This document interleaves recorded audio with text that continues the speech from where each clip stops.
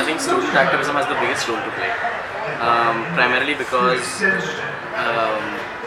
if you see the way things are working right now, the way policymakers have a very top-down hierarchical approach towards everything. Students kind of are at the very base of formation of a politics that can challenge that. If you look at the larger national politics in the country right now, there is literally no other party apart from the current ruling government that is critical of the government or that is giving that government or holding them accountable.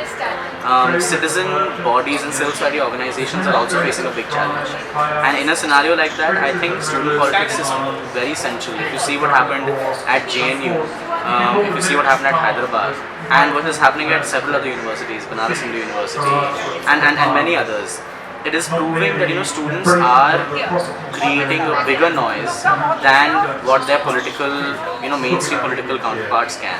So I think in a scenario like that, the importance of students taking a lead is even more important. So Youth Ki Awaaz is currently standing today is a source of inspiration for us because it primarily voices a lot of opinions we can relate to, and also it raises our concerns. So if you could tell what inspired you to become like, what inspired Youth Ki Awaaz to stand where it is today? Firstly, I'm actually humbled that it stands as a source of inspiration today for so many students. Youth Ki Awaaz started a while back, 9 years back, and the idea since the very beginning has been to break the top-down hierarchy of the media, because if you look at how media works, it's a few people deciding what a larger audience needs to consume, and the onus of consumption is put on the audience, and often the blame of bad content is put on the audience, and so on. Simultaneously, when I started Youth Ki Awaaz, I was 17 at that time, so my own experience was that people very easily stereotype young people. They easily believe that young people are apathetic, they don't care, they're not interested in politics, or if they are, it's very trivial, they should focus on their career and so on. So the urge really at that time was to, one, break the top-down hierarchy of the media by creating a platform where anybody can create stories based on their experiences, opinions, what they're seeing around them and so on.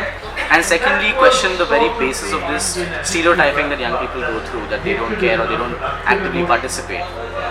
And there are millions out there who don't, who are deeply affected by issues but are not getting the right platforms and opportunities. So I think at the very core of YK is the mission that we want to create a media platform that is truly yours, that is truly of the people who decide what matters, who decide what stories go up on the platform, who decide how the politics of the country should work and what's in it for them. So that's really the driving force behind the organization. Sir, today we're talking about journalism, sir. So yellow journalism is an important issue because so often we see that both print and digital media is today often biased. Right. A few minutes back we were talking to Shashikant, and he also said that today when he goes through newspapers, his concern is that what he's reading is a biased opinion. Right. Sir, we know that when you're going to digital content, so there are a lot of pages, a lot of books which have biased opinion, and that is both the first reason. Yeah. So standing today when Facebook and online organizations influence the readers to such extent, so how do you think that we youth can ensure, or media bodies like yours can ensure that these groups, these biased groups do not create a negative impact on the youth and not influence them in a wrong way? See, there are two things here. One is, if you see what happened with the US elections, there was this really good article in the New York Times which talked about how creating fake news against Hillary Clinton was a business, a thriving business. And that's what got a lot of political pundits and internet experts to say that we're living in a world that is a post-truth world. That's the term that came out. And the biggest challenge today is that the intensity with which this content and these stories are being created is so high that just to counter them, you need a full force coming together. And that force obviously consists of young people who are informed, are aware, are willing to counter those facts, not facts, those content pieces that are coming out. But at the same time, it also requires intervention by platforms like Facebook and Twitter, and a good amount of advocacy needs to be done on that level as well, where we need to hold these platforms accountable as well, because they do play a very big role in curbing information that is not correct, and they can play a very big role. That doesn't mean that they ban that information, because banning anything is not the solution. But they can definitely ensure that there's a healthy space for debate. And that's, I think, what we really need today, because you're right, the amount of information that's spreading is just too much. Yeah.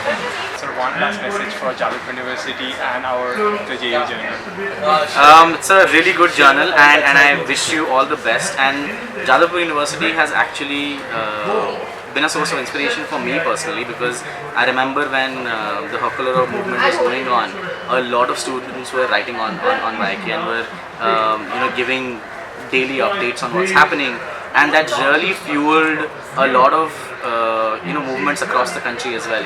It gave other universities the feeling of solidarity that you're not alone, and if something goes wrong, you can raise your voice. So I'd like to congratulate students of JU, and I really think you guys are setting all the right examples. Thank you. So we'd Thank love you. to have you at our university. I would love to be there. Thank you. Thanks.